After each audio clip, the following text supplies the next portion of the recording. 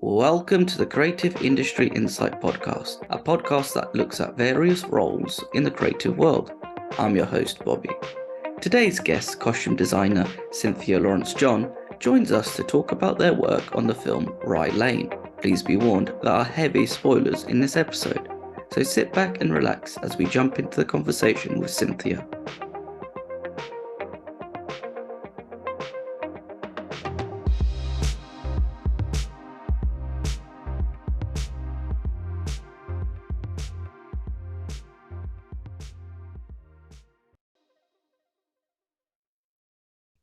Hi, Cynthia. Thank you for joining me today. Hello, nice to meet you.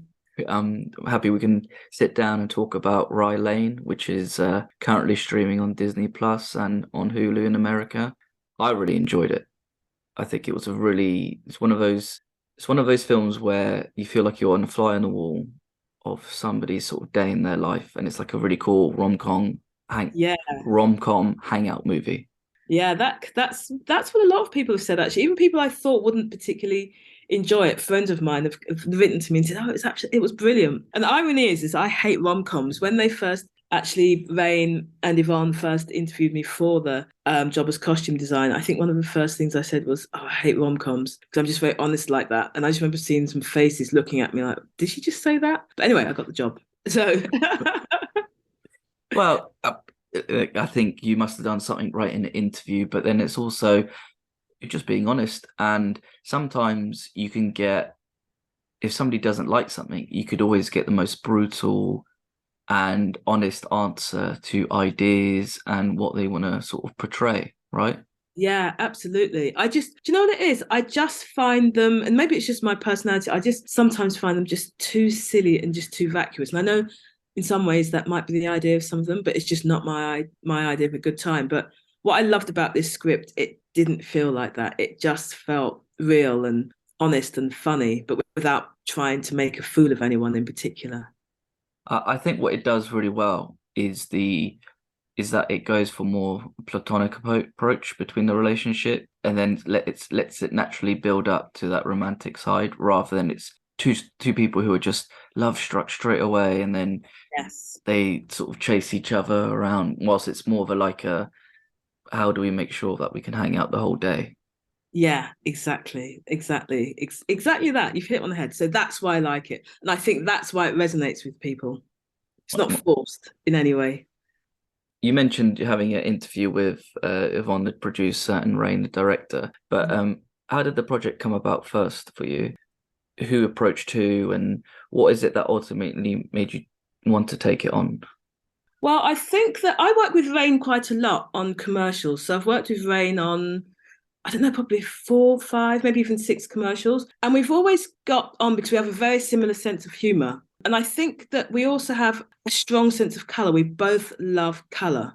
We love color, odd colors and just odd things put together. So I would say that I think that's how I got the job. And I think when director is actually like looking for their team, I think they obviously interview a few people, and I had to do mood boards, which I did. And I loved the script. I read it a million times over and over again and just zoning in on certain characters. So when I showed Rain my mood board, and also obviously Yvonne, they were like, "Oh my God, this is brilliant." They were quite excited, even though I'd just been the person who said I hate rom-coms. They were quite excited by my visual references.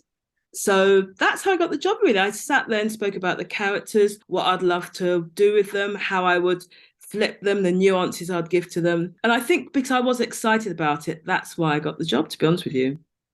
I think I read one interview where Rain, it's like one rule that Rain goes by is no black or no white, and it's just pure color. So, and there is a lot of an explosion of color in the film, not just in costumes, but production design and just the whole vibe. What I think it gives off is very much like a Spike Lee vibe with like Do the Right Thing, with all that sort of being in that sort of in like a certain area, compared to, I don't know, I think some other people compared it to Wes Anderson because it has a bit of color, but that's not the correct, I Late. feel like that's not the correct sort of correct comparison to do, sorry. I think sorry to interrupt you there, but I think that frustrates Rain because I think just because there's colour in something doesn't instantly make it Wes Anderson. I think, and also there's a lot of texture in Rye Lane as well. So I would say with Wes Anderson films, it tends to be a lot of color and odd colors put together, but there's not so much texture. And I think Rain and myself, we obviously love color, but I also love textures and weird patterns going together. And I'd say that Anna, who's the production designer, she's the same. She loves putting weird textures together. So it's not just about color. And I think also with Wes Anderson, there's a very specific color palette, whereas with Rye Lane, it's just an explosion of different colors and textures and patterns coming at you. That's what I would say. Like right now, I'm looking at the way your room looks on my screen looks very Wes Anderson. Just the tones. I know you said the wall's white, but it looks green, and then there's a turquoise in there as well. Is it my screen or is it just? No, I think it's just my camera in general. Like I can't, I just don't want to fork out for an expensive camera for Wes this. So Anderson, it's it has Wes Anderson leanings then because if I make myself just center of the screen, then maybe there you go, perfect. But you're right in terms of having that explosion of color because Rye Lane itself is the character in itself. The whole area of Peckham and even going towards Brixton is that I think you can tell that when it's like you go to different locations and scenes. So I guess, for example, when they go to the ex-boyfriend's family home, and that is like a massive explosion of color with just how everything's decorated, the cabinets, the even the underwear drawer, or even the characters in the garden at the party. I think that kind of shows that better example of just how vibrant and sort of exciting the film wants to look, and it's not afraid to just be like, if these two colors don't match, it's fine, it's still going to work. yeah, exactly. And I also think some people who are not from that, and I grew up in around Peckham and Brixton when I was a kid in the 70s. And I think still today, some people think it's really dirgy. And I think what the colour does is it finds beauty in certain areas which are quite run down. Because I'm not going to lie, there's certain areas of Peckham and Brixton which are quite run down, but it doesn't mean they're not beautiful. I know that sounds an odd thing to say, but even Peckham Station, to me, there's something really beautiful about it. Even though to some people it's like, what is this place? But there's a beauty in it, and I think you find the color actually like helps to highlight the beauty. I think in Peckham and Brixton. I think. I think it's when you step out. So I haven't been to Beckham in a number of years, but I remember stepping out, and I think there used to be like a flower stall as soon as you step out on the right, and then when you step out this onto the road itself, and you go to your left or your right, there's always a big fruit. I'm not sure if it's left or right, but there's like a fruit and veg stall. Yeah. It's quite big as well. But I just think that's stuff that is kind of like ingrained in that area because I know the area is getting quite gentrified, but it's like you still have the culture that was there before, the people who were there before, and that's quite important now. And then Exactly. also to present it on screen. Yeah, exactly. And also, like it was interesting the example you've just given of the when you go to the aunt's house, because that was my house when I grew up.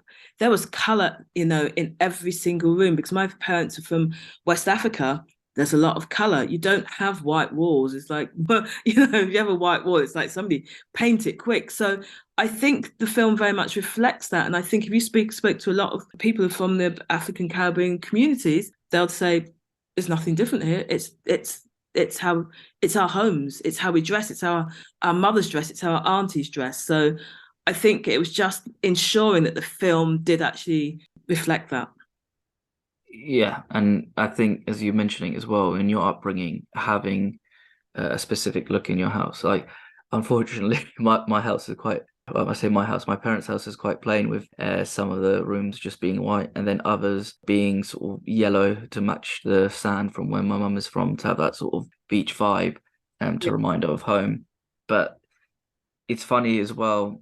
I'm not sure if you've had this, but when you watch a film like this and you see so much of like your life and your upbringing in it, does that help make you want to relate to the character Yaz as well? Because they're aspiring costume designer. You are a costume designer. Does that sort of like because you're mentioning about the character traits and whatnot, does that sort of make you sort of fast forward back to a certain point where like, oh, this is where I started out and okay, this is what Yaz might want to do or dress or sort of sense of style as well will be modern, but also have like a little twist of being like ahead of the average person on the street.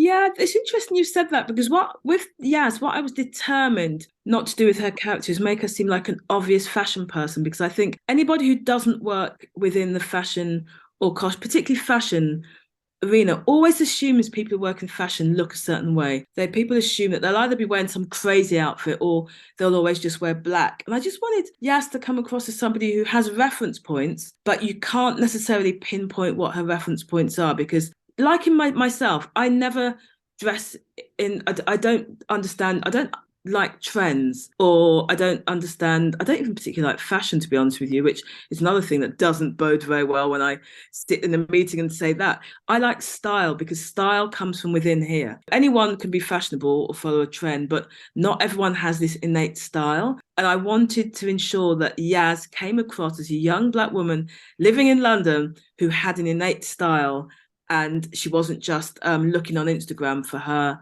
references because I have a problem with that when people don't look at books or reference points or art or paintings. They literally just scroll on Instagram just to find their reference points. And I wanted to ensure that Yaz wasn't one of those young people.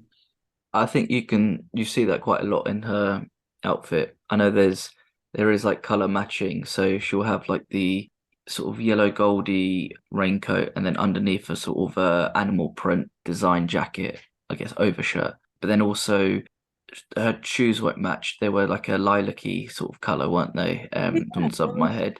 Yeah.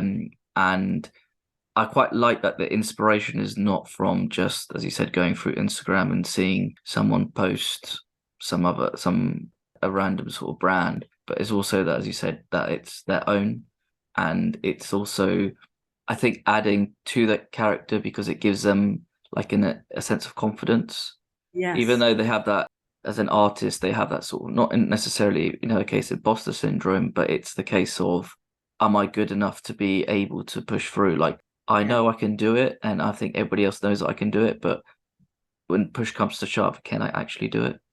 Yeah. And the other thing with what I did with Yaz is that in the beginning, you'll notice that she's always wearing stuff that's quite big and cocooning her. She's got this big yellow coat that she's wrapped herself in. And as we go, particularly, I think the last scene, I put her in this vintage Jean-Paul Gaultier jacket, which is really like tight at the waist. And it's from Junior Gaultier, which was I think it was from the 1980s. And that was actually the first designer piece I ever bought myself as I used to be a photographer, so it's the first thing I bought when I was a photographer and worked in fashion. So I almost wanted her to go from like cocooning herself and being slightly unsure of herself to being almost wearing a power suit, but a Jean Paul Gaultier version of a power suit or power jacket. So that was a deliberate transition you see going through that silhouette changes in the wardrobe. And it's funny how you mentioned that she's in a cocoon and then she becomes a beautiful butterfly at the end, where in that outfit. I think it's interesting to hear the style choice of sort of going from that, because it says a lot as well by the character in terms of that. Even though you have the performance of Yaz, it's also the sort of the dressing that you have of them in terms of just progressing through the day, not the day, sorry, progressing through the film. Because it's also with Dom, he kind of has that similar vibe as well because he has that jacket, he has the sort of baggier trousers. So he's got the green jacket, sort of a navy blue trousers, and then also, how can you miss it? Pink Converses, which feels like a bit of a rogue choice in shoes, but it makes sense at the beginning because it's the introduction of the character and then how they sort of have them air quotes meet cute, or should I say like crying cute. And it's like, what I sort of want to know is just like, were these sort of, because it's probably written in the script that Yaz has noticed Dom by the shoes. How important was it to pick something that was going to be so left of field that it wasn't just a normal pair of shoes? So the interesting thing is in the script, it was actually pink Vans. No, it wasn't pink Vans. It was pink. Yes, it was pink Vans. And which is a bit naughty without even asking, I just changed it to pink Converse because Vans just for some odd reason felt a little bit.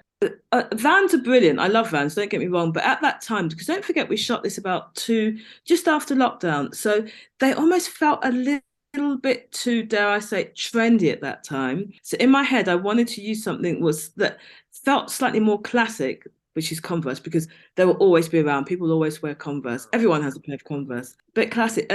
And the color pink, I think, was already in there, but it had to be a specific pink. I really wanted it to be this bubblegum pink, which just really just seemed at odds with his character, because he's quite a, he's quite, in a beautiful, most beautiful way, he's quite a dry character. So for him to have chosen these pink Converse was a bit like, where's it come from with that? It just felt slightly alien to the rest of his wardrobe. And yeah, and also again, I just didn't want, with both their characters, I just didn't want them to feel too hyper trendy, too like, oh, we've looked at hype beast. That could have been a very easy direction to go down, but I just don't think they would have been as sympathetic, or people would have related to them as much, because I think if they were too trendy or too of the moment, I think they would have alienated a lot of people. And I think their power is the fact that they just seem like two people who've just put clothes on, and they're not going for labels or anything. Does that make sense? Even though Dom is wearing some shit hot labels, you just don't realize it. I think there's like an Adidas jumper or uh, Adidas jacket or something. I can't remember, but I saw it and I was like, I quite like that jumper. and a Wales Bonner, the tracksuit with him at the end in the gallery is like a Wales Bonner for Adidas tracksuit, which is quite like, it's very niche. What he's wearing is very niche, but you only know it if you really know. If that makes sense. Exactly. I'm not much of a fashionista, so for me, I wouldn't know some of these things, but I know that it looks cool. So that's the important thing, right? Exactly. I did want to sort of just pick up on the point that you're saying about how if they had certain items of clothes, it sounds like because the film was shot after lockdown, and it feels like that there were conscious decisions not to have certain shoes or brands, because it would age the film a bit. Because if Exactly. it's come out in like 2 years ago where it's like this was really cool, but then now it's just like not necessarily not cool, but people might be like, well, that seems a bit out of place. Yeah, I do. To be honest, I try and do that with anything I design. I use a lot of vintage, a lot of vintage. Or if I do use something that's of the moment, I'll always somehow customize it or change it or add something to it or sew into it or do something, because I don't particularly like, except in the case of that tracksuit or a few other things, I don't particularly like it if people look and thinking, oh, that top's from Zara or that top's from wherever. I don't think that's, to me, that's not, doesn't make sense as a costume designer. I like things which people look at and be like, oh, I like that, but where's it from? You can't place it. You can't put it in any time or place. And yeah, I don't like it when things date too quickly, unless they're supposed to, because sometimes they are. If it's like a period piece, I think you can get away with the dating of it all. But I think because it's a film about younger people, you kind of don't want it to be dated, because then some people might be not. I wouldn't necessarily think that they would like shy away from it, but I think it could take them out of the film a little bit, as you said, if there's something from a few years ago, Yeah. like Vans, which could be like of the moment, whilst, as you said, Converses. I think first thing that you think about Converses is like Slash from Guns N' Roses that comes to mind. So that's going back like 30 years. So I like that. That's your reference point for Converse. Yeah. I think the second one is like NBA. I think after Yeah. watching the documentary, The Last Dance, they were talking Yes. about like Jordans coming in, and then Yes. Yeah. Yeah. Also, do you know what I liked about them as well? There's something so lo-fi about Converse, particularly that particular 1970s kind of profile. It's quite lo-fi. So whereas I think if he'd been wearing a pair of Jordans or another pair of trainers, it just, to me, Dom doesn't care about stuff like that. Their shoes, I'll put them on, and that's what shoes are for, to put on your feet. They're not there. He's not trying to make too much of a statement by having something that's an expensive pair of now shoes. yeah, exactly. And I think as I said, like if there were a pair of Jordans, for example, I think the best way of saying it is like he blends in. He's not flashy, but he just sort of not blends in at the same time, Yeah, exactly. and has that classic look to it as well.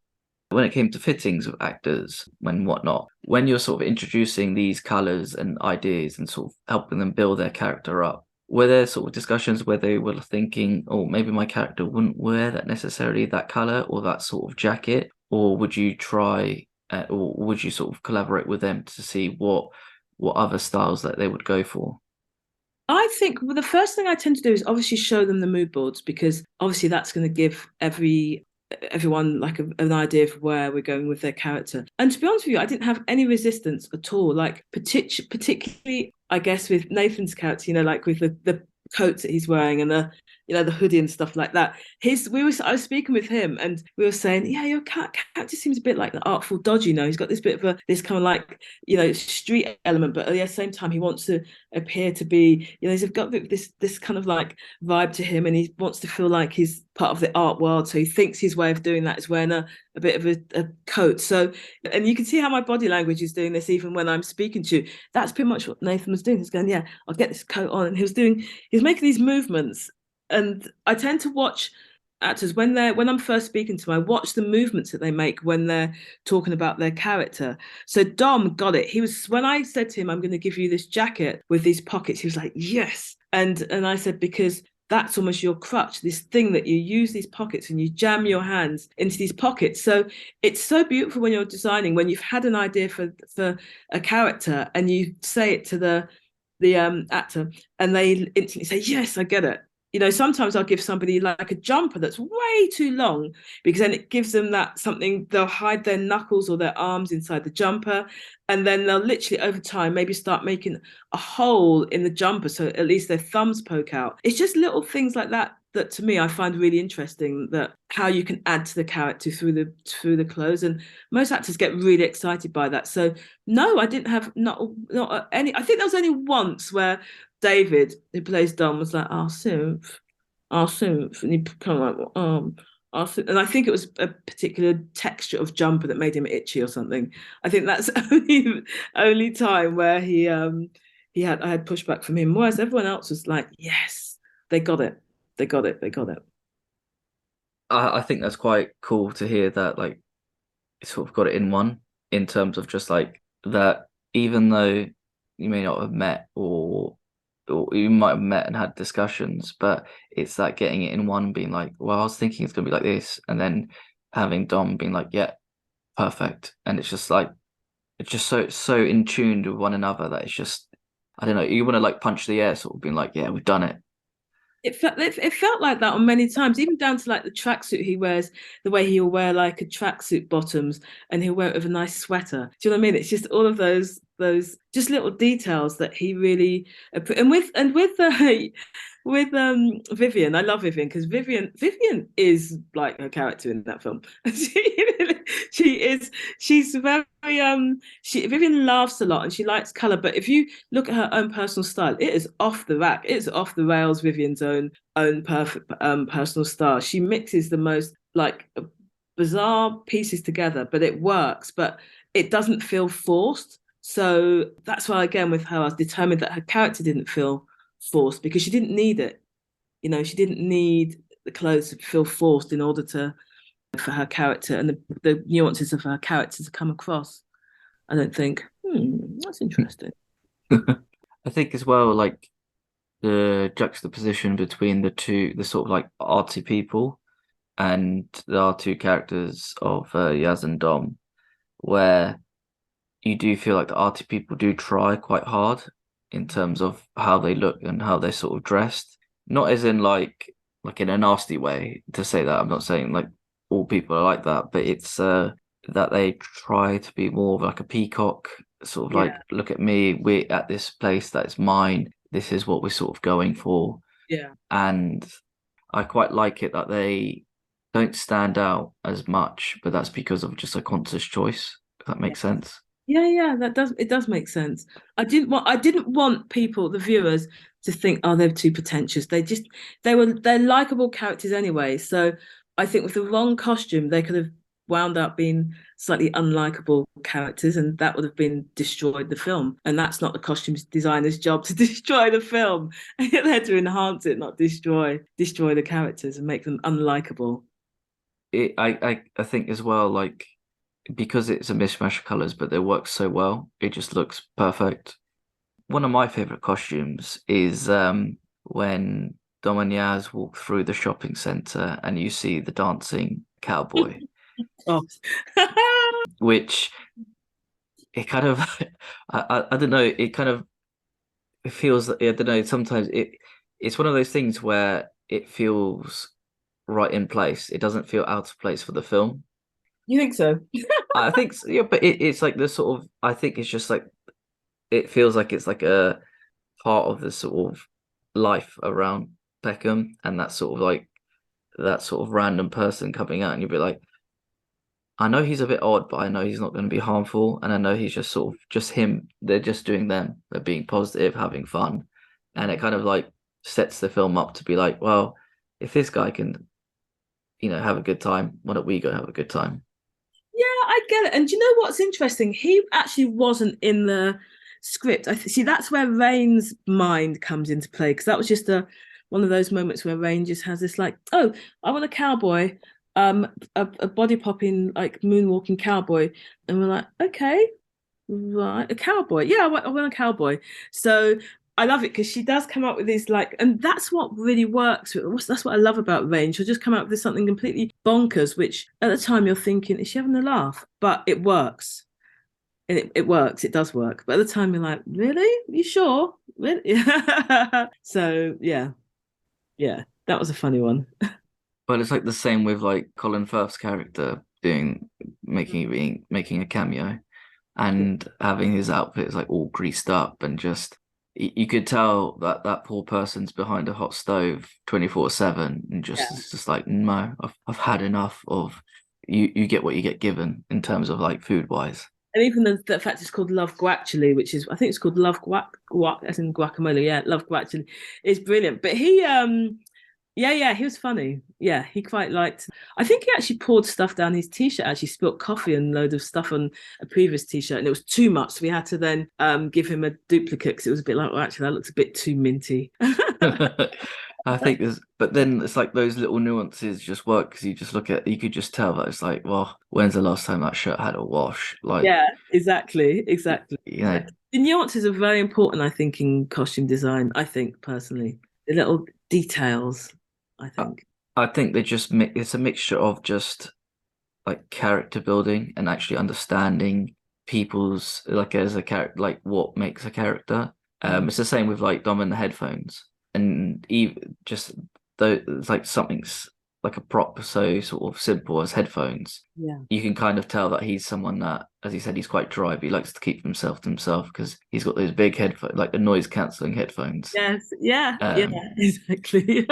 so you've got that as well, and when an idea like the cowboy comes across as it's not originally in the script, do you sort of just go about with trying to find something that's not as ridiculous, or do you want to just try work the ridiculousness of their outfit into the scene? I think because it's interesting because I've worked with Rain so much, and also we have a very similar taste. I know just how far to go in the ridiculousness of something without it being naff. And I think we both have a bit of a what's it called a gauge. Our naff gauge is in the same area, if that makes sense. So and also I think because we have a very similar taste in color and texture, Rain does tend to trust me quite a lot. So I think I probably only had like two. It was quite a last minute request, but I only had like two options. But it's she just loved it. And I think also because still was quite stylish. It didn't feel. I think the thing is with me is I don't want my costume to look like costume, even when it's a cowboy who's moonwalking in a shopping center in Peckham. I don't want it to look like, oh, I've given him a costume. I want it to look like that's his outfit that he irons and puts on every day, if that makes sense. And I think that's very much what Rain's about. And I think that's why we work so well together. I never want it to look or feel like, oh, I'm wearing a costume. It's a costume. Yeah, Yeah, it effectively feels like fancy dress that way then. exactly. Yeah. And it just doesn't, it'll take you, as an audience member, you'd take it out, you're taken out of the film.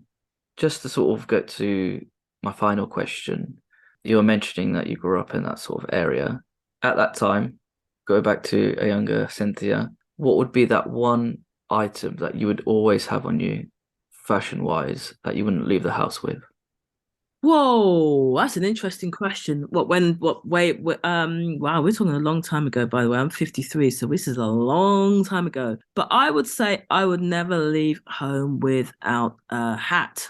I've always loved hats. I literally just probably spend 50 days of the year wearing a hat, even in summer. So, and it's just something I've always done, always worn some form of hat. I think it's just so I can block people out if I need to. I just pull the visor down.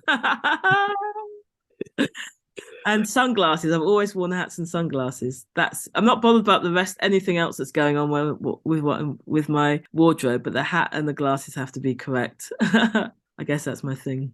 Okay, I can imagine. I'm just picturing like when you go to America and you go to those shops with like the hats all on display. I Yes. could just imagine like you having your walk-in wardrobe of just like different hats, styles of hats, a beanie, a baseball cap, Yep, I have a flat cap. mannequins that wear them, and I just pull them off the mannequins' heads. I actually do in my home have like a mannequin with several hats on their head. Cynthia, thank you so much for joining me today and talking Thank about you. Rye Lane, which is still in the cinemas in the UK. I think it's on the cusp of ending its run, but but it is streaming on Disney Plus and on Hulu in America. Go check it out. I know we're just coming up to about halfway through the year, but it is probably one of the top 10 films of the year. Just Whoa. throw it out there. Oh, wow. That's like, whoa. That's actually quite yeah, an accolade considering we made it when we all had masks on and couldn't barely go anywhere. There's no shops open. We're the only ones in the street. That's the other thing, really quickly. That's the other thing, because we did shoot that during lockdown. That's why Peckham was empty at that time. It was absolutely empty. There's nobody around. So very often people would come out and see us and be completely freaked out that there were so many people on the streets. You've actually, now you mentioned it, I have one last question. So apologies to everybody who thought this was the end, but we've come back for an encore.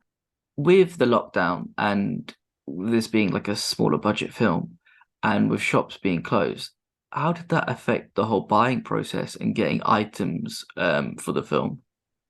Vintage. I used a lot of vintage. So I tend to, even with anything I do, I tend to like to go to the big dealers, vintage dealers who literally will have a warehouse full of clothes basically to choose from. And then also there's a lot of vintage dealers, particularly like at Portobello Road, which is a market in West London, Portobello Market on a Friday. They had really struggled during lockdown. And so I loved it to be able to go to and the market wasn't really open at that time yet either. So I would contact people on Instagram, vintage sellers and dealers, and just say, can I come for an appointment? So I would pretty much say that a good 80% of the 80 to 85% of the clothing used is actually vintage that I've hired or just found in like vintage shops or Oasis or Cancer Research, or because also don't forget a lot of people cleared their homes out after lockdown, and a lot of the charity shops were bursting with stock, brimming with stock. So yeah,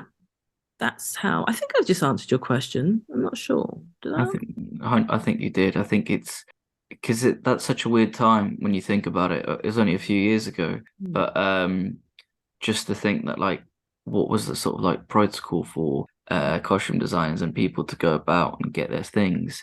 So it's actually quite insightful to think like what a sort of weird time we lived in, but then it's also like that it wasn't necessarily going buying stuff brand new, but it was sort of like reusing and repackaging, should I say, with air quotes, items You into became films. much more resourceful, and so in that way, it was good because you literally couldn't go and buy anything in the stores. The stores didn't have anything, and also I didn't really want to. It just felt wrong to do that. So I preferred to go to independent retailers as well, who were struggling at the time. I'd be like, okay, can I come and have an appointment and just buy half your shop? And they're like, yeah, of course you can. Bring it on. So yeah, that's where I did most of the prep. Mm-hmm.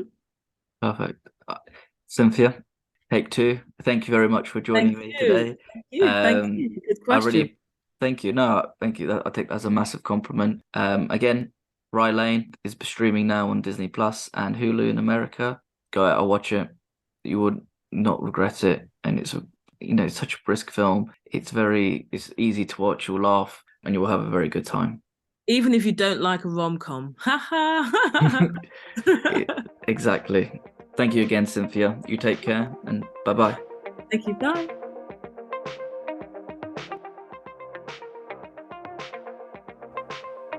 Thank you for listening. Please subscribe, rate, and review this podcast.